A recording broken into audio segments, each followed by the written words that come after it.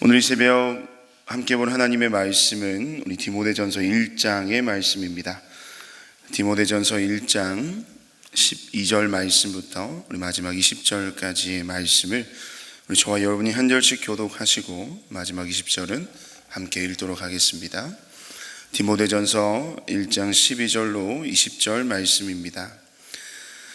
나는 나에게 능력을 주신 우리 주 그리스도 예수께 감사를 드립니다. 주님께서 나를 신실하게 여기셔서 나에게 이 직분을 맡겨주셨습니다.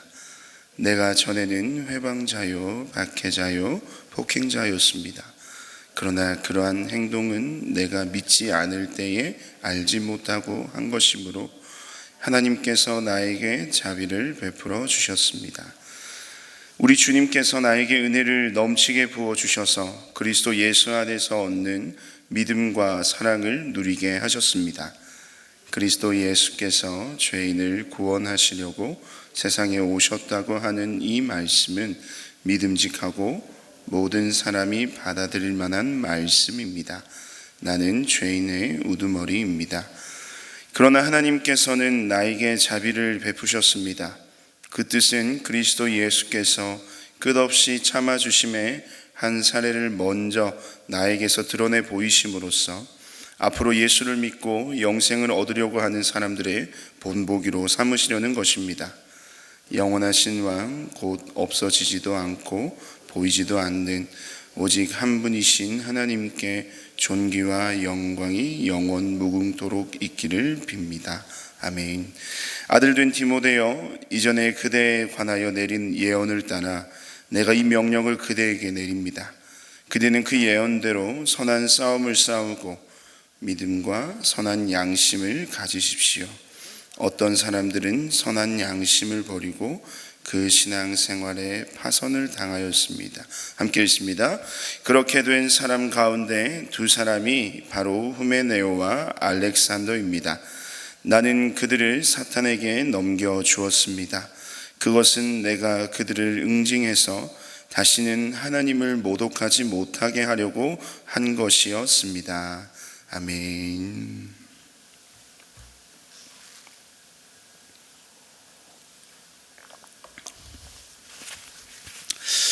네, 오늘 디모데전서 1장 우리 12절 말씀부터 20절 말씀을 가지고 우리 하나님의 부르심이라는 말씀의 제목으로 여러분과 함께 이 시간 잠시 그 은혜를 나누기를 소망합니다. 하나님의 부르심, 우리 여러분이 하나님의 부르심에는 실수가 있을까요? 또 하나님의 그 부르심에는 후회가 존재할까요? 이에 대한 질문에 대한 우리의 답은 아니요일 것입니다. 하나님의 부르심에는 결코 실수하심이 없습니다. 그리고 하나님의 부르심에는 절대로 후회가 존재하지 않는 것이죠. 왜 우리는 그렇게 고백할 수 있습니까? 이 하나님의 부르심이라는 것은 이 즉흥적이거나 감정적이거나 혹은 가변적인 것이 아닌 이 하나님의 부르심은요, 이 철저한 하나님의 뜻과 또 그 계획하심 속에서 이루어지는 하나님의 섭리의 역사이기 때문에 하나님의 부르심에는 실수가 없고 하나님의 부르심에는 후회하심이 존재하지 않는 것입니다.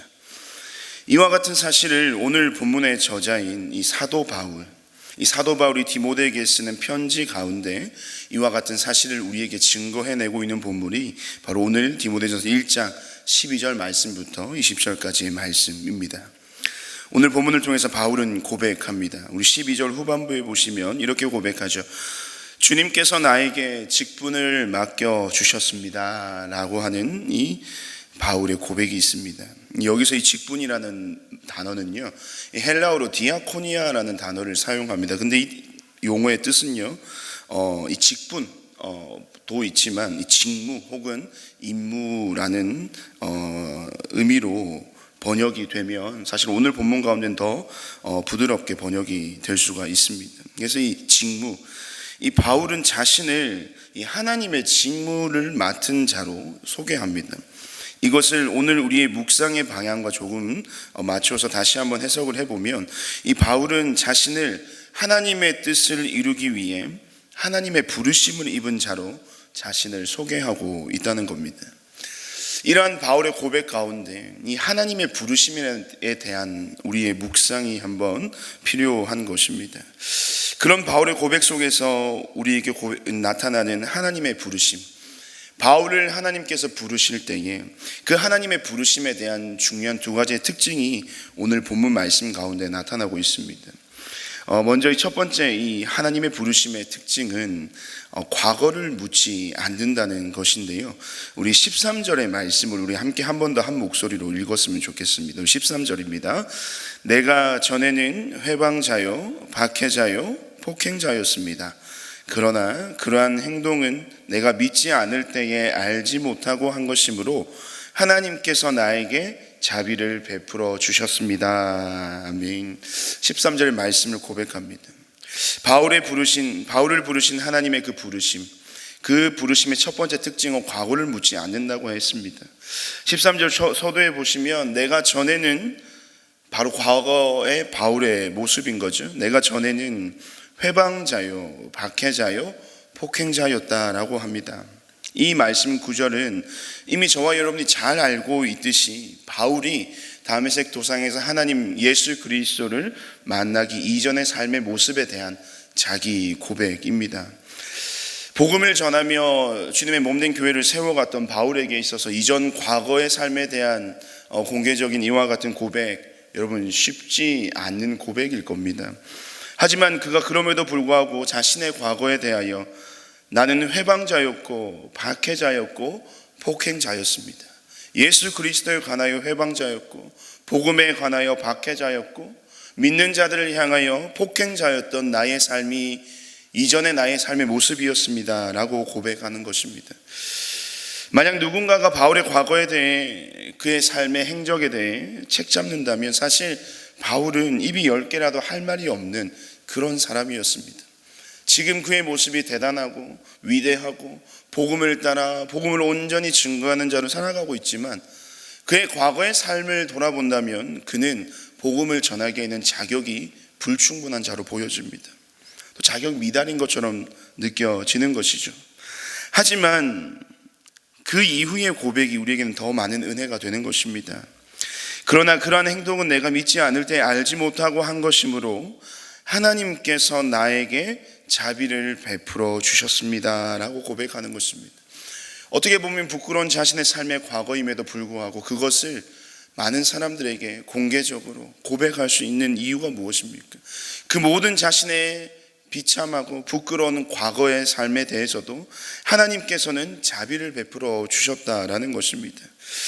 이것을 다시 한번 생각해 보면 그렇습니다. 내가 이 하나님의 삶을 또 복음의 삶을 살아내는 것이 나의 삶에 어떠한 자격이 충분하여서 이를 감당하는 것이 아니라 이 일을 감당할 수 있는 유일한 나의 삶의 자격 조건은 오직 하나님의 자비에 있음을 바울은 고백하는 것이죠. 우리가 쉽게 하는 하나님에 관한 오해가 있습니다. 그것은 무엇이냐면 하나님은 사람을 택하여 부르실 때에 그 사람의 자격이나 능력이나 성품이나 그 사람의 됨됨이 등을 보시고 부르신다고 우리는 쉽게 착각합니다. 우리도 그런 생각 속에서 우리는 그런 고민을 할 때가 있는 것이죠. 어떤 고민입니까? 나 같은 사람도 주님이 쓰실까? 이 보잘것없는 한없이 연약하고 부끄러운 삶투성이인 나의 삶을, 내 삶이 정말 과연 하나님 앞에 쓰임 받을 수 있는 그러한 인생인가 라는 생각을 우리는 신앙생활 하는 가운데 종종 하게 됩니다. 그러한 생각에 빠져서 이 하나님의 부르심이 명확한데도 아무것도 하지 못하고 있는 우리 자신을 우리는 때로는 발견하게 되는 것이죠. 그렇게 만약에 그런 모습으로 오늘 이 시간 주님 앞에 우리의 삶을 살아가고 있는 분들이 계시다면 사실은 우리는 하나님을 단단히 오해하고 있는 것입니다. 여러분 성경 속의 인물들을 한번 생각해 보십시오. 그들이 정말 대단한 하나님의 일들을 감당해내며 하나님의 부르심과 택하심을 입어서 주의 귀한 하나님 나라의 역사를 써내려갔던 귀한 성경 속의 인물들이 있습니다. 하지만 그 인물들을 자세히 면면히 한번 살펴보십시오. 사실은 말씀은 그 어디에도 그들의 자격, 그들의 능력, 그들의 모든 성품, 됨됨이가 출중하여서 그들이 자격이 충분해서 그들을 세우고 택하여 부르셨다는 이야기는 그 어디에도 없습니다. 그들의 자격은 오직 하나님의 부르심에 있다는 거죠. 연약하고 부족한 자들로 그들을 하나님께서 들어 쓰셔서 당신의 뜻을 이루어 가시는 이가 바로 우리 하나님이심을 우리는 성경의 수많은 인물들의 이야기를 통해서 알 수가 있는 것입니다. 여전히 그런 생각에 빠져서 하나님의 부르심이 명확함에도 불구하고 머뭇거리고 있다면 어떤 측면에서 우리는 이 하나님 앞에서 또 다른 교만의 죄를 범하고 있는 것인지도 모르겠습니다. 하나님이 된다고 하셨습니다. 그리고 하나님이 쓰시겠다고 말씀하신 거죠. 하나님께서 그런 뜻 가운데 나를 부르셨는데 우리에게 무엇이 더 필요하겠습니까? 저와 여러분을 향한 하나님의 그 부르심이 분명하다면요, 우리가 우리 스스로의 삶의 됨됨이, 우리의 자격을 돌아보는 것이 아니라 하나님만을 온전히 바라보게 되는, 하나님의 그 부르심의 뜻 가운데 신실하신 하나님을 기억하며 고백하게 되는 저와 여러분의 삶의 고백이 되시기를 주님의 이름으로 축복드립니다. 둘째로, 하나님의 부르심에는 어떠한 특징이 있는가? 두 번째는 하나님의 부르심에는 분명한 목적이 존재한다는 것입니다. 우리 말씀 15절 후반부부터 16절까지의 말씀 제가 한번 읽어보겠습니다. 나는 죄인의 우두머리입니다. 그러나 하나님께서는 나에게 자비를 베푸셨습니다. 그 뜻은 그리스도 예수께서 끝없이 참아주심의 한 사례를 먼저 나에게 드러내 보이심으로써 앞으로 예수를 믿고 영생을 얻으려고 하는 사람들의 본보기로 삼으시려는 것입니다 라고 오늘 말씀 15절과 16절 말씀에 고백하는 것입니다. 바울은 다시 한번 더 자기의 삶에 대한 고백을 드립니다. 나는 죄인의 우두머리입니다. 이 개역 개정에서는 죄인 중에 괴수이다 라고 고백합니다. 그런 자격이 없는 죄인에 불과한 그런 사람이, 그런 인생이 어찌 하나님의 복음을 전하는 그 사명을, 그 직무를, 그 직분을 감당할 수 있습니까? 마찬가지로 또 고백합니다. 그러나 나는 죄인 중에 괴수요, 죄인의 우두머리이지만 그러나 하나님께서는 나에게 자비를 베푸셨습니다 라고 바울이 고백하는 것이죠. 그런 자비를 베푸시게 하는 하나님의 목적이 어디에 있겠습니까? 여전히 그 바울을 부르셔서 하나님의 뜻을 세워나가는 하나님의 직분, 하나님의 직무를 감당케 하시고자 하는 하나님의 뜻이 있는 것이죠. 그리고 그 뜻은 어떻습니까? 16절 보십시오. 그 뜻은 예수께서 끝없이 참아주심의 한 사례를 먼저 나에게 드러내 보이심으로써 앞으로 예수를 믿고 영생을 얻으려고 하는 사람들의 본보기로 삼으시려는 것입니다 라고 하는 것입니다. 그러니까 바울이라는 한 사람을 통해서 죄인 중에 괴수였고 폭행자요, 박해자였던 그런 복음의 대적자였던 그 사도 바울을 주님께서 택하여 부르셔서 자비 가운데 그를 세우셨습니다. 그렇기 때문에 너의 과거, 너의 현재의 삶, 이 죄인 중에 괴수와 같은 그런 인생, 나에게는 특별히 중요하지 않다라는 것을 하나님이 말씀하시는 거죠. 그러면서 하나님은 그 바울의 삶을 통하여서 하나의 본을 삼으시는 겁니다. 어떤 본입니까? 우리를 향한, 또 하나님께서 이 땅을 향한, 또 죄인들을 향한 하나님의 뜻이 어디에 있는 것인지를 그의 인생을 부르시는, 또 그 부르셔서 사용하시는 바울의 그 삶을 통하여 많은 세상 가운데 그것을 증거해 내기를 원하신다는 거죠. 바울이 증거했던 그의 삶의 증거가 무엇입니까? 바로 복음 아닙니까? 십자가의 은혜, 십자가의 사랑이지 않습니까? 그래서 그 바울의 삶을 통해서 하나님은 어떤 것을 증거해내기를 원하십니까? 어떤 본보기를 보여주십니까? 그 하나님께서 이 땅 가운데 베풀어 주신 그 십자가의 사랑은 허다한 모든 죄를 덮는다는 사실을 바울의 삶을 통해서 증거하십니다. 또한 그 십자가의 사랑은 모든 것을 참고 모든 것을 인내하는 것임을, 그래서 그 십자가의 사랑은 모든 죄인들에게 무엇을 선사합니까? 영생을 얻게 하는, 또 그런 구원의 통로가 되고 은혜의 방편이 된다는 사실을, 이 십자가의 은혜를 받아들이고 그것을 고백하는 사도 바울의 삶을 통하여 세상 가운데 하나님은 증거해내기를 원하신다는 것입니다. 죄인 중에 괴수였던 사도 바울입니다. 정말 그의 고백 못지않게 그런 죄인된 삶의 모습으로 살아가고 있었던 저와 여러분들, 이 시간 하나님은 그런 우리를 동일하게 그 은혜의 자리로 사도 바울과 같이 저와 여러분을 부르셨음을 우리가 이 새벽에 함께 고백하였으면 좋겠습니다. 그런 하나님의 부르심이 우리에게 있다는 것은 어떠한 의미이겠습니까? 여전히 하나님께서는 우리를 통해서 이 복음의 기쁜 소식, 이 십자가의 놀라운 사랑과 은혜, 인자와 자비가 영원토록 무고능하신 그 하나님의 놀라운 뜻과 선하심을 우리가 살아가고 있는 이 세상 가운데 나타내 보이시기 위하여, 이 같은 분명하고 명확한 목적을 이루시기 위해서 그런 하나님은 죄인 중에 괴수인 사도 바울을 부르셨고, 또 그 못지않은 저와 여러분을 부르셨다는 사실, 그래서 그 부르심을 통해서 우리의 삶을 통하여 세상 가운데 그 복음을 증거해내는 그러한 인생으로 저와 여러분을 부르셨다는 사실을 우리가 이 새벽에 함께 고백할 수 있기를 간절히 소망합니다. 그러면서 사도 바울은 이 에베소 교회를 목회하도록 하나님의 부르심을 받은 디모데에게 이렇게 이야기합니다. 18절과 19절 말씀인데요, 아들된 디모데여, 이전에 그대에 관하여 내린 예언을 따라 내가 이 명령을 그대에게 내립니다. 그대는 그 예언대로 선한 싸움을 싸우고 믿음과 선한 양심을 가지십시오라고 하나님의 부르심을 받은 그 디모데를 향하여 이렇게 권면하고 있는 것이죠. 하나님의 부름을 입은 자들의 이 땅 가운데서 그 하나님의 그 뜻을 세워나가는 그 부르심의 목적을대로 살아갈 때에 우리는 두 가지를 명심하고 기억해야 하는 것입니다. 그것은 바로 선한 싸움을 싸우는 것이죠.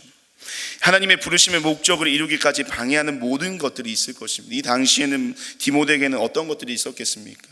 바로 이단들의 잘못된 가르침이나 이 율법주의자들의 그 모든 잘못된 가르침들, 그런 주장들, 그런 이단들과 그런 많은 논쟁과 또 그 진리를 수호하는 일, 그러니까 하나님의 뜻을 세워가는 그 선한 싸움을 너의 삶을 통하여 이루어내라고 도전합니다.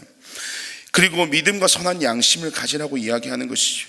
이 모든 삶 가운데 달콤한 유혹들, 또 거짓 선동에 미혹되지 않기를 바라는 사도 바울의 간절한 마음, 하나님의 마음을 담은 사도 바울의 권면입니다.